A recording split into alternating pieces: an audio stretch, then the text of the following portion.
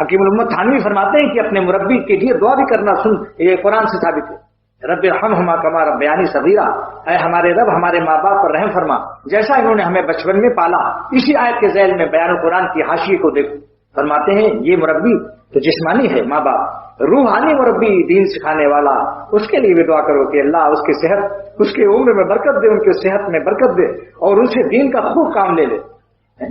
سبحان اللہ الحمدللہ سبحان اللہ۔ واقعی محبت میں اخلاص کا ہونا بڑی چیز،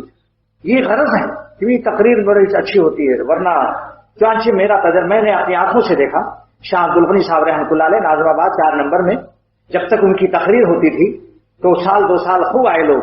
اور جب حضرت بیمار ہو گئے 6 مہینے تک بیمار رہے، فالج بھی ہو گیا تھا، 6 مہینے تک پھر دیکھا کہ وہ 200 کا مجموعہ 10 میں تبدیل ہو گیا، 10 آدمی آنے لگے، یہاں تک کہ جب روح نکلی تو اختر تھا اور 2-3 اور دوست تھے، حضرت کی روح پرواز ہوئی 3-4 دوست خادموں کے ساتھ۔ اس لیے بہت تلخ تجربہ ہوا کہ واقعی محبت کا نام لینے والے تو بہت ہیں اور محبت کا حق ادا کرنے والے بہت کم ہیں۔ اس وقت پتہ چلا کہ کتنے لوگ شاہ عبد الغنی کے عاشق تھے، کتنے لوگ ان کے واز کے عاشق تھے۔